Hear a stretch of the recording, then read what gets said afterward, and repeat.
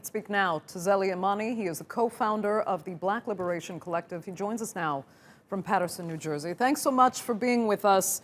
You know, for so long, it feels like these issues have received so much media attention, even so much legal attention, yet nothing seems to change. Why? Yeah, that's the tough situation that we're in right now, where we noticed that particularly with Eric Garner, like you mentioned, this happened 6 years ago, and we've been protesting in the streets for 6 years strong, and still there has not been any changes. In fact, we still see some of the same incidences happening, and we keep realizing that us as Black people, that we can't sleep in our own house, we can't live in our own house, we can't walk in our own parks without fearing for our lives. Do you have any answers yourself? Do you think there are some solutions that people just aren't taking into account? Right. One of the major things I would definitely say is there's never any accountability for the police, right? And something that we've just learned is that over half the police officers in Minnesota that are fired usually end up getting their jobs back. So we may think that this is a win with the 4 officers being fired, but in actuality, through lawsuits and the litigation, these officers may end up back in their jobs or back on the streets. And even worse onto that police officers are not prohibited from joining another police department after them being fired. So even if these officers are fired, they are still able to join another police force and put someone else in danger. Right. I mean, we know there is a long process now to come as far as those 4 officers are concerned, but were you at least pleased to see the mayor of Minnesota react as quickly as he did? I was pleased to see that the mayor reacted as quickly as possible. For too often, we see a lot of political officials say that we're going to wait to see what happens, but we've seen what happened on camera for 5 minutes. And we need leaders to be able to step in and say, like, no, this is wrong and something needs to be done.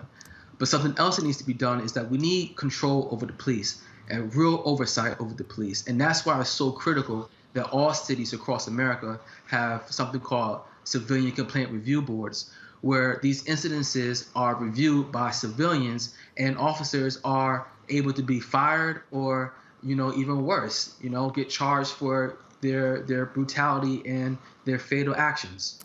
Right, because we all know there's not just, and only racism at play in some of these cases. There is simply the case of police abuse of power, that even if they're not trained to use the technique we saw that police officer illegally use in this recent case in Minneapolis, as well as Eric Garner's chokehold, they do that because they feel powerful and they feel they can, and they're not held accountable. Should police be trained better in the U.S. to make sure that those abuses of power stop happening? Again, like you said, this isn't about training. Like, those officers weren't trained to do chokeholds. In fact, even in New York, the chokehold always was illegal, but they still did it regardless. What's even alarming to me, I think, is the culture of the police, especially in America, right? You had these officers who was watching someone do something that was illegal, something that was inappropriate, but never stepped in to stop their peer or their partner from harming this individual. And I think that's something that needs to be integrated as well, because we always hear this narrative about good cops. Where were those good cops in that particular episode? Right.